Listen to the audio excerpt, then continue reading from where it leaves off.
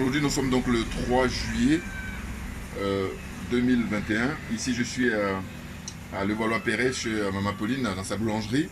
Et dites-moi, madame, qu'est-ce que ça donne aujourd'hui, là, concrètement, par rapport à votre situation?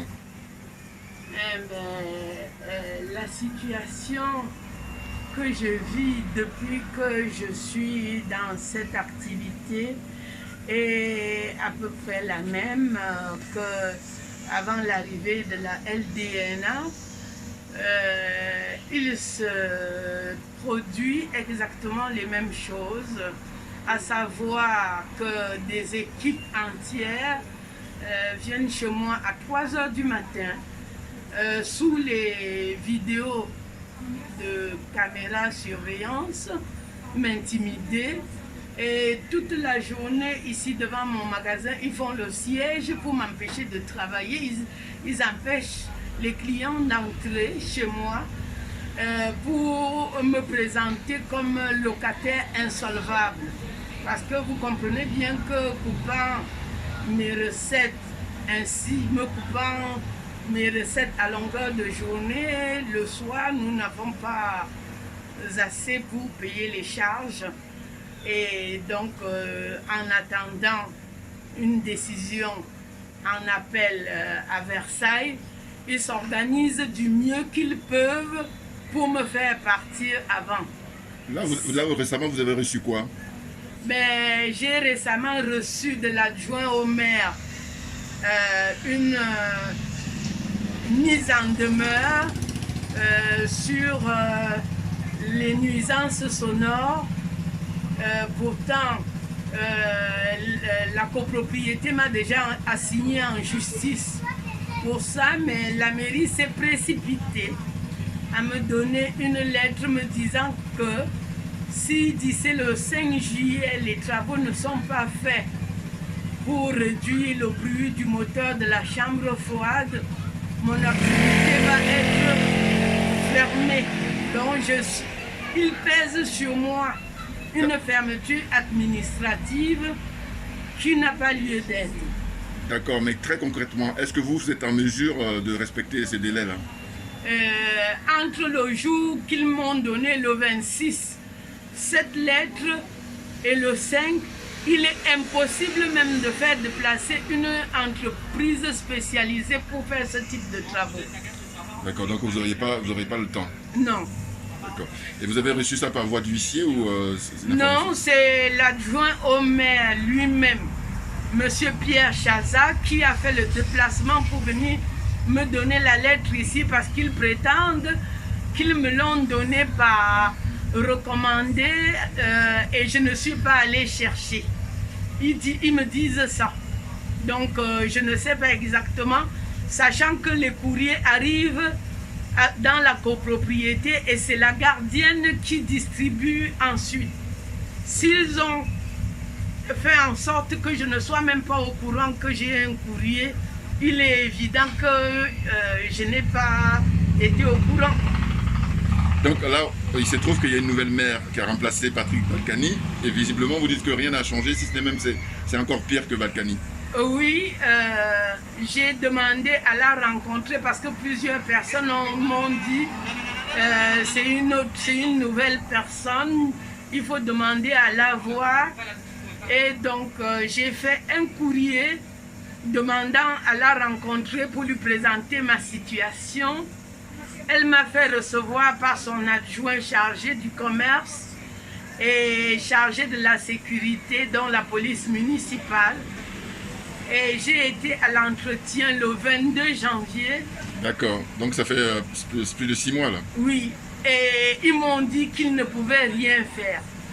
J'ai également envoyé un recommandé avec accusé de réception mon mémorandum dans lequel je détaille ce que j'ai subi ici depuis 15 ans.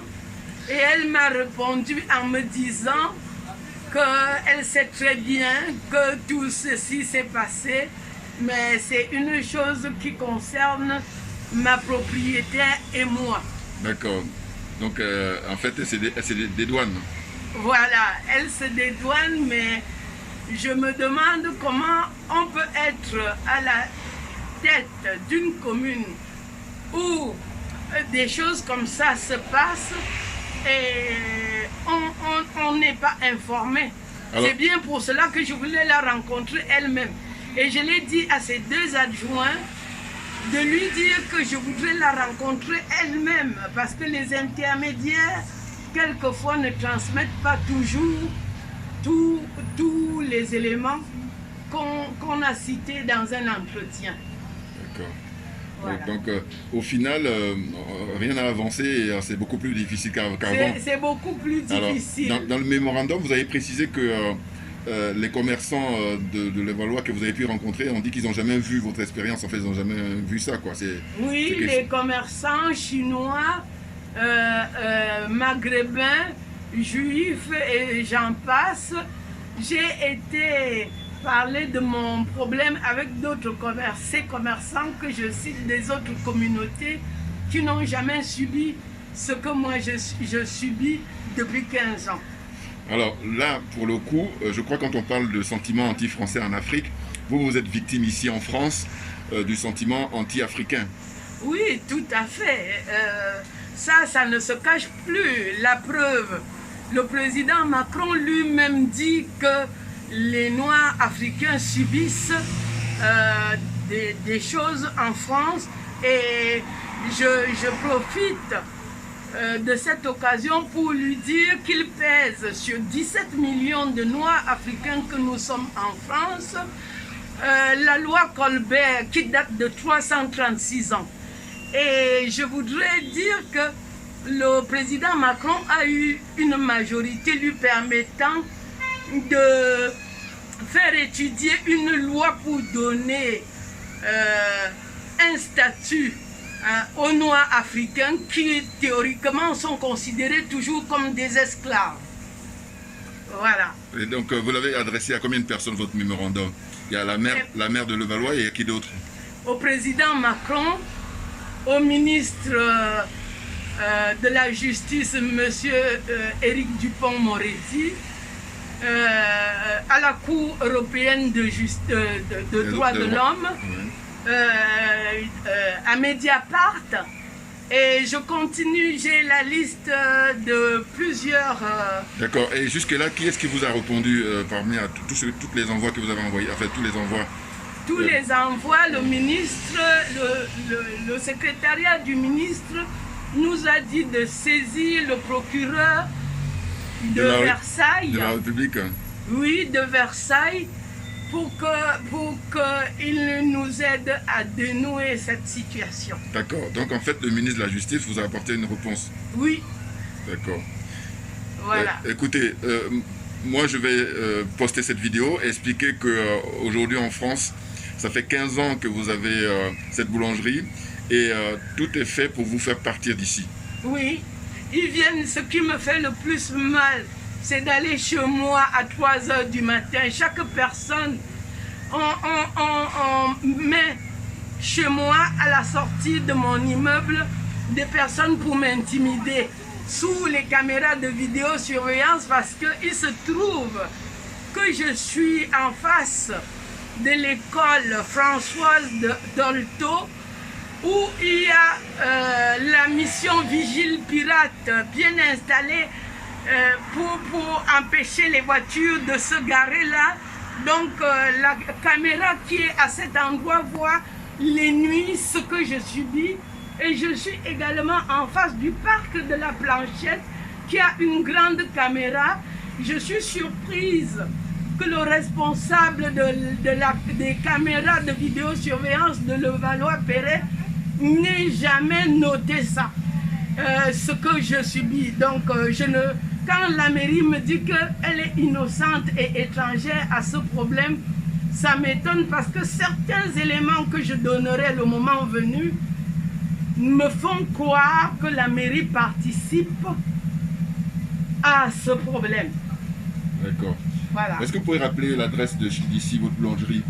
L'adresse d'ici, la boulangerie? Oui, nous sommes situés au 88 rue du Président Wilson à Levallois. Donc juste à côté du Grand Parc? Juste en face du Grand Parc de la Planchette. Okay. Je voudrais dire à tous ceux qui nous écoutent que j'aurais à leur raconter que même mon mari, ayant plus de 80 ans, a été battu en face du McDo.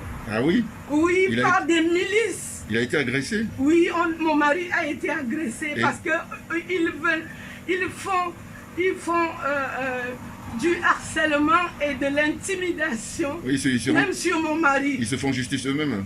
Oui. Et ça date de quand? Ben, ça doit dater déjà peut-être de 2 ans et demi. D'accord. Donc en fait, une personne âgée comme ça, il ne se gêne pas à l'agresser à plusieurs? Oui, pour l'intimider, lui marquer le cerveau pour qu'il vendent au prix où ils veulent, parce qu'ils me disent de leur vendre, mais pas à notre prix, mais à leur prix. Ah oui. Donc c'est pour ça qu'ils font en sorte que je n'ai pas un chiffre d'affaires, et ils me disent que c'est sur le chiffre d'affaires qu'ils vont me payer. Alors, le problème avec votre propriétaire, racontez par rapport à la cheminée, racontez ça, c'est très important.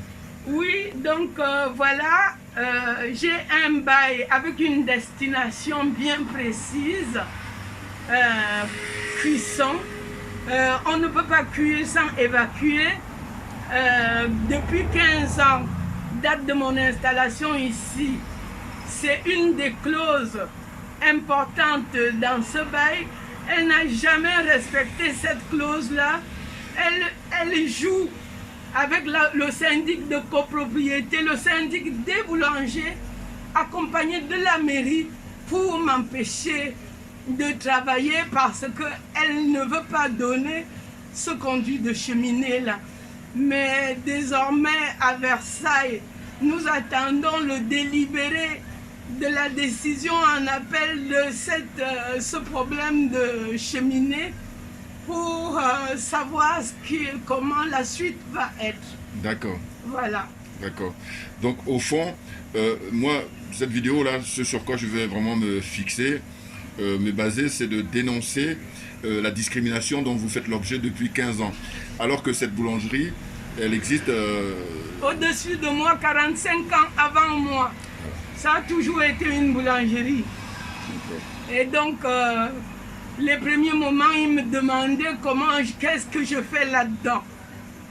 D'accord, parce qu'auparavant, ils pensaient que vous étiez juste une employée. Oui, que j'étais l'employée de mon mari. Et dès lors qu'ils ont su que vous étiez la propriétaire, c'est là où les choses ont commencé à changer. Voilà, c'est ça, c'est exactement ça. D'accord.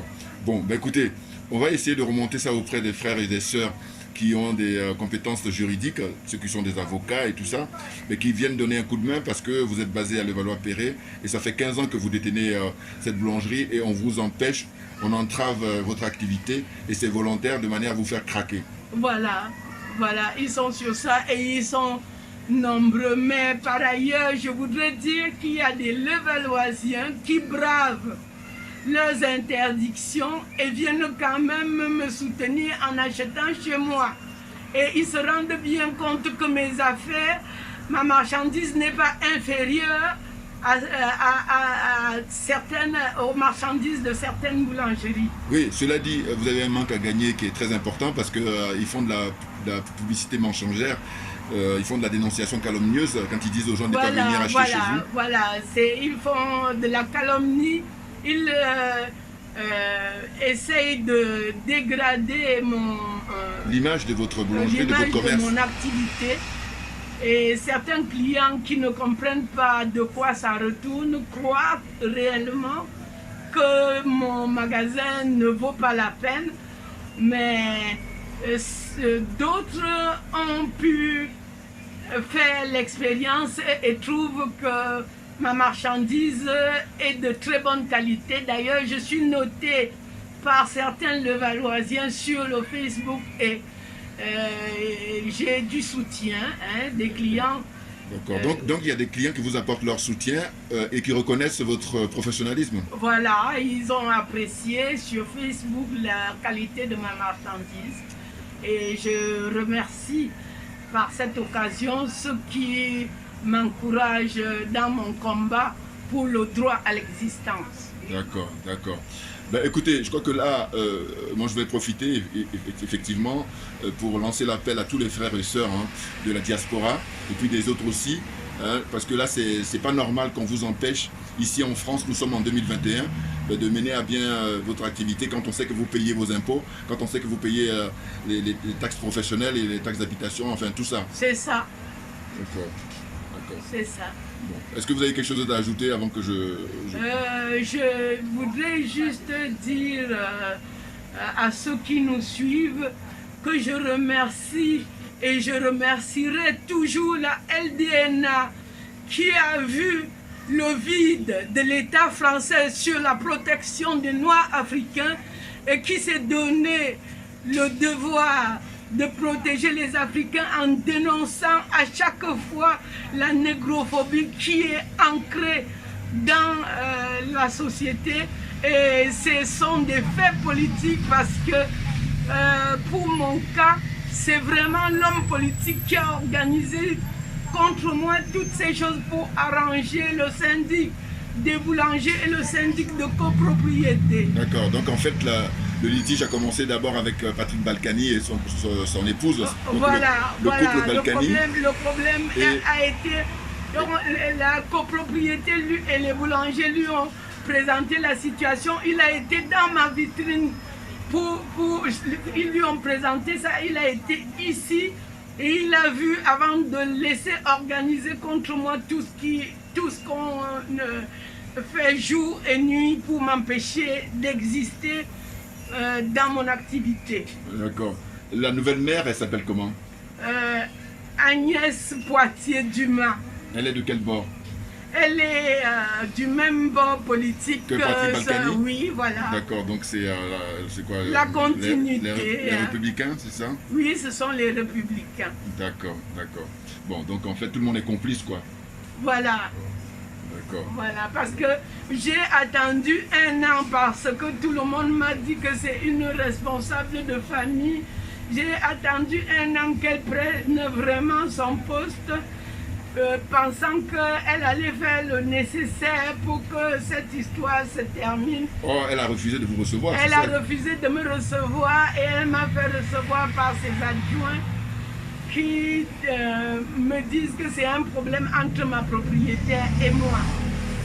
Et là, Ce qui ne peut pas être vrai parce que c'est pas ma propriétaire qui interdit au taxi qui à 5 h du matin à l'ouverture me faisait de très bonnes recettes ici. Ce n'est pas ma propriétaire qui interdit les personnes du périmètre. En fait, vous avez des taxis qui venaient vous voir à oui, l'ouverture. les bus, les noctambus qui desservent le 92 Nord. Les gens sortaient et venaient acheter chez moi. J'avais avant 7 h ce que je n'ai pas comme recette aujourd'hui. D'accord, donc en fait, le manque à gagner, il est vraiment très important. Il est très important parce que là, ils ont détourné en fait votre clientèle. Oui, non seulement ils ont détourné, ils empêchent que les gens s'arrêtent là pour acheter. Je voudrais dire qu'en 15 années, la ville de Levallois a volé ma vie en me faisant travailler 18 heures par jour sans même être capable de me trouver un salaire dans mes efforts. D'accord. Bon, bah écoutez, on va faire parvenir cette vidéo à toutes les personnes de bonne volonté, à tous ceux qui sont épris de justice, et puis de dire que quand M. Macron parle souvent de sentiments anti-français en Afrique, c'est de la pure escroquerie, parce que vous, votre expérience, eh bien, c'est du sentiment anti-africain, c'est du sentiment anti-africaine, c'est du sentiment anti-noir qui est avéré, et là, on ne parle pas pour dire n'importe quoi, c'est pas du mensonge, c'est une réalité que vous vivez depuis 15 ans. Oui, et le pire, c'est que la plupart des personnes qui font tout ça sont des immigrés descendants. Et ces immigrés descendants, théoriquement, sont autant immigrés que moi et ne devraient pas m'empêcher de travailler. Donc, l'immigré qu'on peut pointer du doigt, c'est l'immigré noir africain. Oui, là vous parlez des autres pays, hein, hormis l'Afrique. Oui, ce sont les réfugiés économiques des pays pauvres d'Europe qui sont à Levallois et qui essayent de choisir qui peut habiter à Levallois et qui ne peut pas habiter à Levallois. Donc là, en fait, vous êtes victime même là au XXIe siècle, ici en France, à Paris, hein, on est en région parisienne. une sorte de ségrégation. C'est ça. Hein, on peut appeler les choses par leur nom. Et je pourrais même dire que je subis un peu la Gestapo. Hein? Je subis la Gestapo parce que c'est incroyable et c'est lâche d'avoir toutes ces personnes-là sur moi. Parce que l'Afrique est pauvre, mais ne peut pas organiser ce type de choses qu'on fait sur une personne de mon âge qui travaille 18 heures par jour. D'accord. Alors, je ne sais pas si je dois vous parler des autorités camerounaises, parce que vous êtes d'origine du Cameroun. Et Oui. pour l'instant, vous n'avez jamais eu de soutien. Non, faut le dire ça Non, aussi. je n'ai aucun soutien, Parce que je il y a- n'ai jamais vu personne. Voilà, il y a des gens qui sont accrédités ici en disant qu'ils sont ambassadeurs, ils sont diplomates. Et là, vous, en tant que ressortissant camerounaise, vous vivez cette discrimination-là. Et personne n'a songé un jour à venir prendre contact Non, avec vous. non, je n'ai jamais été en contact avec l'ambassade du Cameroun. Je n'ai vu personne. Donc, je suis dans mon combat toute seule. D'accord, d'accord. Voilà.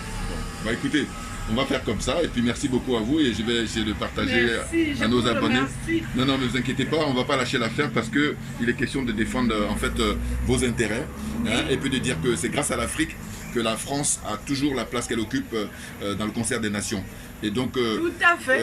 à chaque fois, faire croire que c'est la France qui est de l'Afrique, alors que c'est le contraire. Là, nous, Non, notre démarche, ça va consister je à mettre les points sur les i. Je profite de l'occasion pour dire paix à l'âme de Jacques Chirac, qui est le seul qui a pu dire à haute et intelligible voix aux Français que l'argent qu'il y a dans les porte-monnaies en France, c'est de l'argent africain. Je le dis à tous ceux qui pensent et tous ceux qui utilisent les Africains comme la raison des difficultés financières en France. Les gens doivent le savoir. C'est grâce à l'Afrique que la France occupe le rang mondial où il se trouve actuellement. Alors cela dit, certains vont vous dire que Chirac, il a occupé tous les postes quand il était vivant. Hein, il a été maire de Paris, il a été ministre, et puis il a été Premier ministre et il a été président de la République. Donc, quand il s'est exprimé sur le fait de reconnaître que la France pille l'Afrique, eh bien c'est un peu trop tard. Oui, ça a été tard, mais il vaut mieux tard que jamais de dire cessez d'embêter les Africains. Ce qu'il y a dans nos porte-monnaies, c'est de l'argent africain. Donc, le minimum aurait voulu que M. Balkany me laisse vendre 2 croissants. Hein? L'espérance de vie, ce que j'ai subi ici, a diminué mon espérance de vie. Tout à fait, parce que vous avez mis de l'énergie, vous continuez à mettre l'énergie aussi bien physiquement que mentalement et moralement. Et c'est clair que ça impacte sur votre état de santé. Voilà. D'accord, d'accord. Bon, bah écoutez, on va s'arrêter là parce que je pense qu'on a fait le tour, grosso modo. Pour finir, je remercierai toujours la LDNA pour le courage qu'il a eu le 28 février 2019 pour annoncer, pour dénoncer ce qui était fait, parce que m'empêchant de porter plainte au commissariat, le procureur de Nanterre n'aurait jamais été au courant. Et grâce à la LDNA, aujourd'hui, les gens savent ce qui se trame. Et je dis encore une chose, depuis la révélation par la LDNA de ce que je subis, beaucoup de Noirs africains viennent à moi pour me raconter ce qu'ils subissent. D'accord. Donc on essaye d'étouffer les Noirs africains pour leur prendre leurs biens qu'ils souffrent à gagner en France. Ah oui, ce que vous dites, en fait, vous dites que il y a votre cas qui a été médiatisé grâce aux frères de la LDNA, mais il y a des Africains qui ne sont pas très connus, enfin, dont on n'a pas connaissance de leur histoire, et ils vous ont approché pour vous raconter leurs expériences. Oui, qui sont exactement les mêmes choses que moi. Hein. Les gens, beaucoup de Noirs subissent ça. On leur prend leurs biens très facilement et personne ne leur vient au secours. Bonjour monsieur. Voilà. Donc en fait, je pense que on est dans une situation où aujourd'hui la nouvelle génération doit s'en débarrasser du complexe, doit s'en débarrasser de l'aliénation et de la corruption pour faire que les Africains regagnent leur dignité. C'est de ça dont il s'agit. Oui, c'est bien de cela qu'il s'agit. On ne peut pas être dans un pays racialisé, un pays communautarisé et l'ignorer. Au jour d'aujourd'hui, la responsabilité des politiques est grande parce que la division est visible. Et la manipulation surtout. Et la manipulation. On ne peut plus avoir 17 millions de personnes qui vont juste se taire. Ça ne peut plus être possible. Nous, on a été dociles, mais nos enfants ne le seront pas. Ah, c'est très clair, c'est très clair. Donc, à monsieur et mesdames les politiques, faites le jeu pour que les Noirs africains, 17 millions par ailleurs, moteurs économiques actuels, rentrent dans un statut honorable, s'il vous plaît. Okay. Bon, mais merci beaucoup, hein. Merci bien pour votre courage. Et puis on va continuer à suivre votre affaire en espérant qu'il y ait un dénouement heureux. Et il n'y aura pas de raison parce que vous avez combattu pendant 15 ans et je pense que normalement toutes les personnes de bonne volonté, toutes les personnes honnêtes, hein, eh ben, doivent apporter leur soutien. Le métro ici le plus proche, donc c'est Anatole France. Anatole France, voilà. Oui, je profite pour dire à tous ceux qui nous regardent que je vais publier, je suis suspendu du Facebook et je voudrais publier mon mémorandum pour que chacun prenne connaissance de ce que j'ai subi et que je continue à subir ici au 88 rue du président Wilson à Levallois-Perret, 92 300. Merci. D'accord, merci bien madame, merci bien. Voilà, donc vous avez vu, là aujourd'hui je suis venu spécialement pour voir maman Pauline, hein, parce que ça fait maintenant quelques temps qu'elle se bat, enfin quelques années, que dis-je. Mais je veux dire que moi j'ai fait sa connaissance à travers, comment on appelle ça, le soutien des frères de la LDNA. Voilà. Donc elle a beaucoup de besoin de soutien et il ne faut pas hésiter, hein, tous les frères qui sont au courant de cette vidéo, eh bien, de la contacter pour lui apporter son soutien. Partager au maximum. Voilà, il faut partager au maximum comme elle dit. Voilà, donc là, on est aujourd'hui, je vous dis, le 3 juillet 2021, ici à Levallois-Perret. Voilà, merci bien et puis à très bientôt. Merci. Merci.